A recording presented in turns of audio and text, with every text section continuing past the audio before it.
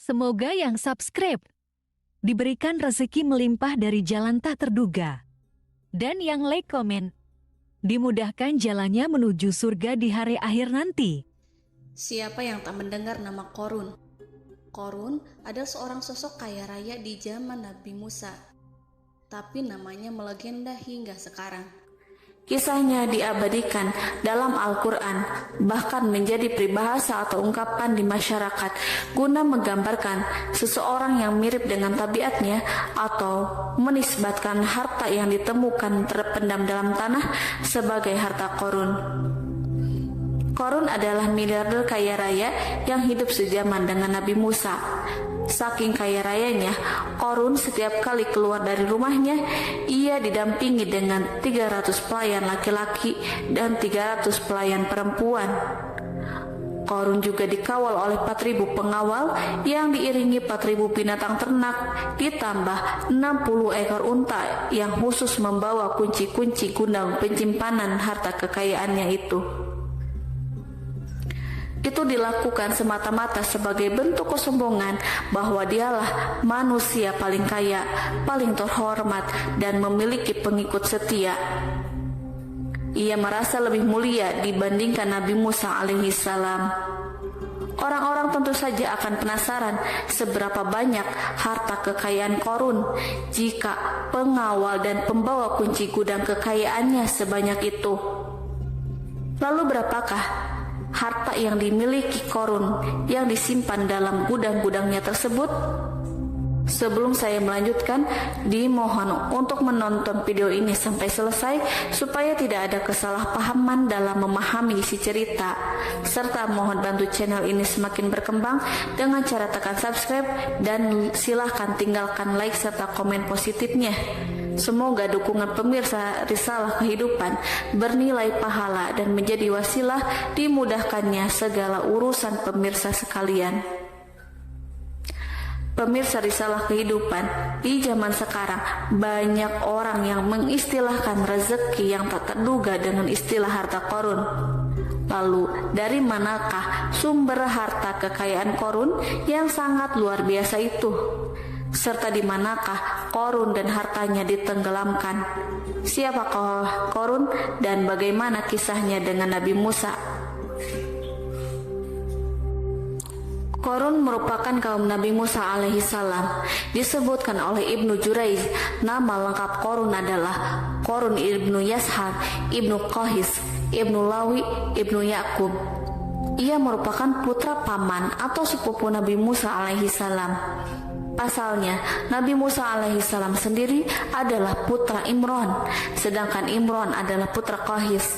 Dengan kata lain, Qorun masih satu kakek dengan Nabi Musa alaihissalam, yakni kakek Qahis. Ia adalah umat Nabi Musa yang taat. Tidak hanya memiliki banyak harta, Qorun juga termasuk orang yang cerdas dan berilmu. Ia menguasai ilmu duniawi dan ilmu ukhrawi, dan tercatat bahwa Qorun adalah ahli di bidang kimia. Dirinya tercatat sebagai ahli kitab Taurat setelah Nabi Musa. Kepandaian Qorun dalam ilmu agama membuat dirinya sering disebut dengan ilmu nawir atau orang yang memberi cahaya dan penerangan. Suaranya terkenal merdu dalam membaca kitab Taurat. Selain itu, Qorun juga lihai dalam berbisnis. Ia mengetahui trik investasi yang menguntungkan serta jalur perdagangan internasional yang strategis di zamannya. Kekayaan Qorun begitu banyak sebagaimana tercatat dalam surat Al-Qasas ayat 76. Sesungguhnya Qorun termasuk kaum Musa, tetapi dia berlaku aniaya terhadap mereka. Kami telah menganugerahkan kepadanya pembendaharaan harta yang kunci-kuncinya sungguh berat dipikul oleh sejumlah orang-orang yang kuat.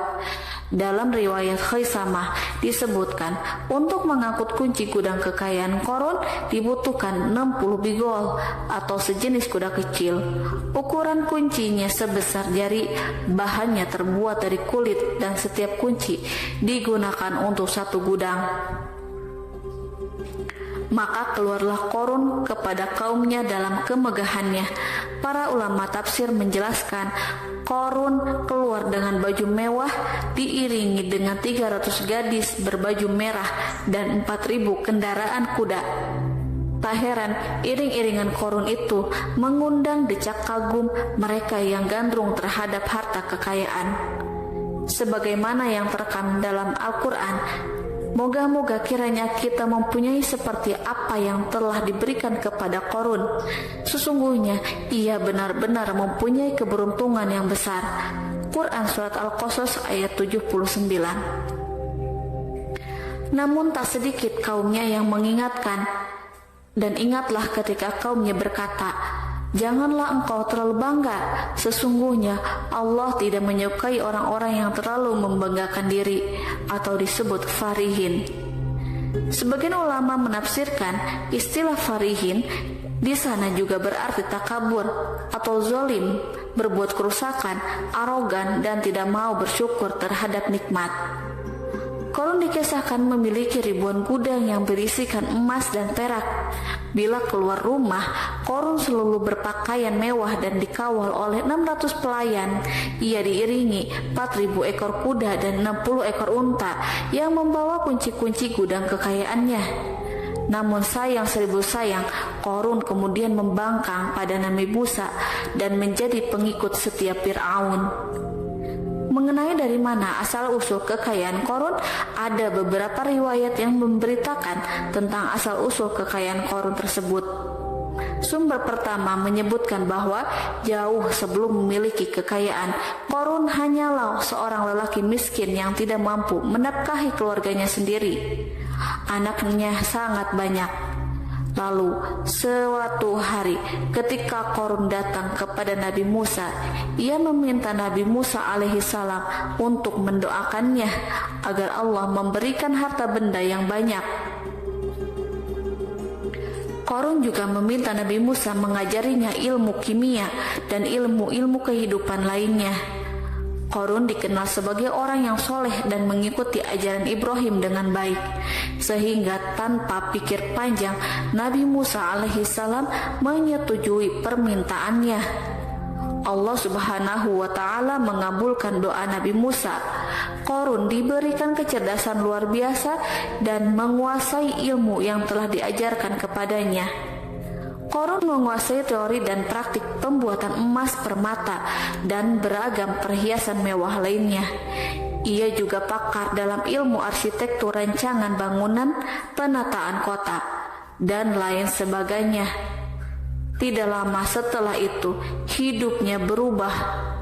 Korun pun hidup dengan bergelimbang harta. Ribuan gudang yang dimilikinya penuh dengan emas dan perak. Namun sayangnya, keberuntungan yang didapatkannya membuatnya gelap mata. Korun mulai hidup dengan penuh pamer, keangkuhan, dan penuh kesombongan. Kekayaan yang telah diberikan oleh Allah Subhanahu wa Ta'ala membuatnya lupa dengan Sang Maha Pemberi. Korun merasa lebih terhormat dan mulia dibandingkan Nabi Musa. Ia pun akhirnya membelot dan durhaka pada Nabi Musa. Ia mengingkari janji-janjinya dahulu dan beralih menjadi pengikut Fir'aun yang setia. Loyalitas Korun terhadap Fir'aun membuatnya diangkat menjadi kepala mandor yang membawahi ribuan pekerja. Dikisahkan bahwa Korun bersikap semena-mena terhadap para pekerja. Ia tega memotong upah mereka. Ia melakukan korupsi demi membangun istana dan kemegahannya sendiri, dan untuk membangun gudang-gudang penyimpanan harta yang telah ia kumpulkan jauh-jauh hari. Ketika datang perintah zakat, Nabi Musa alaihissalam pergi menemui Korun dan memerintahkannya mengeluarkan zakat sebesar 1 dinar dari setiap 1000 dinar, 1 dirham dari setiap 1000 dirham, 1 kambing dari setiap 1000 kambing, dan seterusnya. Setelah Korun menghitung seluruh hartanya, ternyata jumlah zakatnya sangat besar.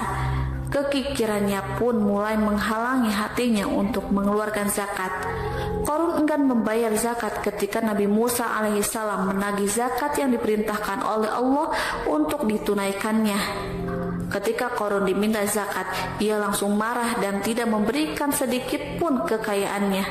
Dia berpikir bahwa harta kekayaan yang dimilikinya didapat dari hasil kerja dan usahanya sendiri, dan tidak ada kaitannya dengan siapapun, termasuk Allah Subhanahu wa Ta'ala. Janji Qarun untuk lebih taat beribadah dan membantu sesama jika diberi kekayaan oleh Allah dilupakannya. Dia mempergunakan kekayaannya tersebut dalam kesesatan, kezaliman, dan permusuhan, sehingga membuatnya menjadi sombong dan terlena. Orang-orang beriman pada masa itu sering menasehati Qarun untuk bersyukur atas nikmat yang Allah berikan kepadanya, tetapi dia tidak mengindahkan nasihat tersebut. Dari sikapnya tersebut sudah jelas bahwa Qarun tidak membutuhkan nasihat kebenaran, bahkan merasa tidak takut dengan ancaman Allah, sebab Qarun merasa sudah memiliki segalanya. Qarun merasa dirinya hebat dan pintar serta punya banyak pengikut setia, punya banyak pengawal dan merasa aman karena dekat dengan Raja Fir'aun. Qarun berkata, "Sesungguhnya aku mendapatkan harta ini karena ilmu yang ada padaku." Qarun sangat sombong. Ia merasa hartanya didapatkannya sendiri tanpa campur tangan dan kehendak Zat yang Maha Kaya, yakni Allah Subhanahu wa Ta'ala. Apakah Qarun lupa ataukah ia tidak tahu bahwa Allah telah membinasakan orang-orang sombong sebelumnya, yang bahkan lebih kuat darinya, yang lebih kaya darinya, yang lebih banyak pengawalannya, lebih kokoh dan tak terkalahkan dibanding dirinya? Karena terdorong sifat kikir dan angkuh, maka Qarun membuat rencana untuk melakukan tipu daya agar dia terlepas dari kewajiban membayar zakat. Dia ingin menjatuhkan nama baik dan citra baik Nabi Musa alaihissalam. Kemudian dia mengumpulkan tokoh-tokoh konglomerat Bani Israel. Ia berkata kepada mereka, "Wahai saudara-saudaraku, terhadap apa yang diperintahkan Musa untuk membayar zakat, apakah kalian akan mematuhinya? Sekarang dia hendak mengambil harta yang ada di tangan kalian, maka pikirkanlah suatu cara untuk menghindari perintahnya." Para pembesar-pembesar yang dipanggil kemudian menjawab, "Wahai paduka Qarun, engkau lebih besar daripada kami. Kami akan melakukan apapun yang kau inginkan." Qarun pun berkata, "Datangkanlah kepadaku wanita cantik. Aku akan memberinya hadiah besar jika ia berhasil menggoda dan memfitnah Nabi Musa." Ketika wanita cantik yang diinginkan datang, Qarun memberikan kepadanya uang muka sebagai jaminan. Ia akan membayarkan seluruh yang dijanjikan ketika berhasil menjalankan misinya. Bukan hanya itu, Qarun pun berjanji akan menjadikan wanita ini sebagai istrinya. Dan keesokan harinya, Qarun mengumpulkan Bani Israel. Setelah itu, Qarun menghadap kepada Nabi Musa seraya berkata, "Orang-orang menanti kedatangan Anda, sampaikanlah saran dan nasihat kepada mereka."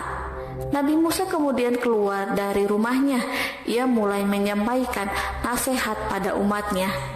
Di antara nasihatnya, beliau berkata, "Barang siapa yang mencuri, aku akan memotong tangannya. Barang siapa yang memfitnah, aku akan mencambuknya sebanyak 70 kali. Barang siapa yang tidak mempunyai istri dan dia berbuat zina, maka aku akan mencambuknya sebanyak 70 kali. Adapun barang siapa yang memiliki istri dan dia berbuat zina, aku akan rajam dia sampai mati." Qarun kemudian berkata, "Apakah ini juga berlaku untuk Anda jika Anda sendiri yang berbuat zina?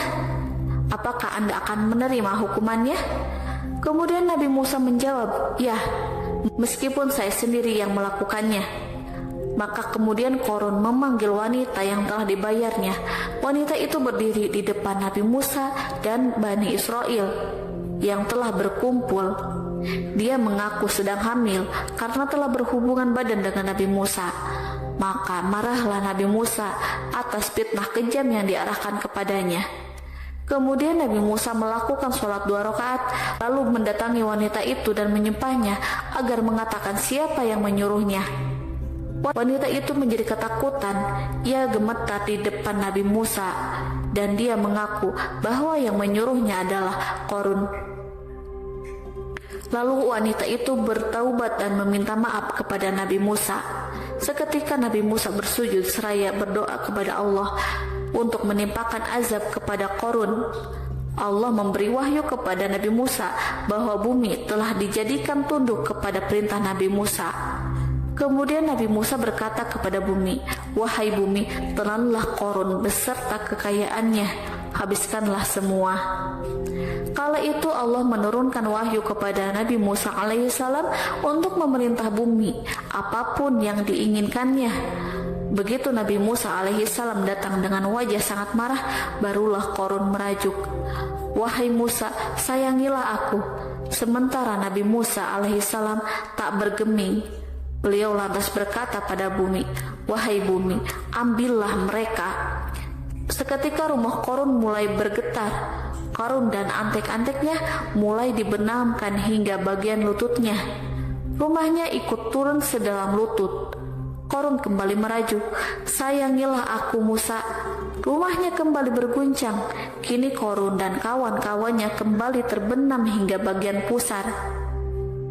Demikian pula rumahnya. Qarun terus merajuk, "Wahai Musa, sayangilah aku."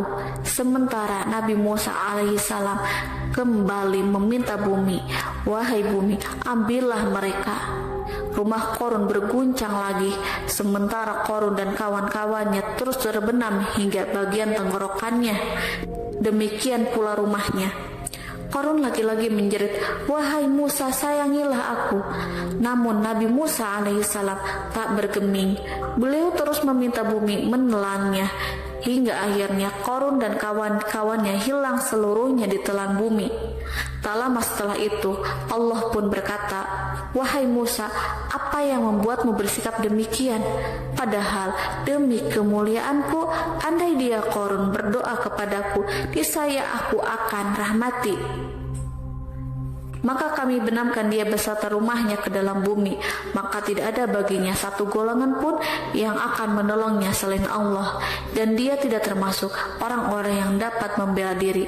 Quran Surat Al-Qasas ayat 81. Lalu di manakah lokasi ditenggelamkannya Qarun beserta harta bendanya? Konon berdasarkan kepercayaan beberapa masyarakat setempat, Qarun ditenggelamkan di sekitar sungai atau danau Moris yang terletak di kota Fayum, negara Mesir. Qarun konon mendirikan istana dan di tempat itu pula ia ditenggelamkan. Dahulu Qarun berkeinginan membangun sebuah istana, namun tidak diizinkan oleh Fir'aun. Jika istana itu dibangun di samping istana Fir'aun, terlebih Qarun juga tidak ingin membangun istana di tengah pemukiman Bani Israel yang terletak di tanah Jasan. Fir'aun pun memberikan tanah di wilayah Fayum. Kemudian di tepi sungai Fayum inilah Qarun membangun istananya yang megah, dan di dalamnya membangun Al-Kunuz atau gudang penyimpanan harta berisi emas dan perak. Salah satu bukti arkeologis yang dapat dijumpai di lokasi tersebut adalah runtuhan bangunan yang diduga sebagai tempat tinggal Qarun yang berjarak sekitar 2 km dari Danau Qarun. Menurut beberapa sumber, bangunan yang masih berdiri kokoh tersebut adalah benteng yang dibangun oleh Qarun. Namun, ada juga yang mengatakan bahwa bangunan tersebut adalah tempat tinggalnya. Wallahu a'lam bishawab.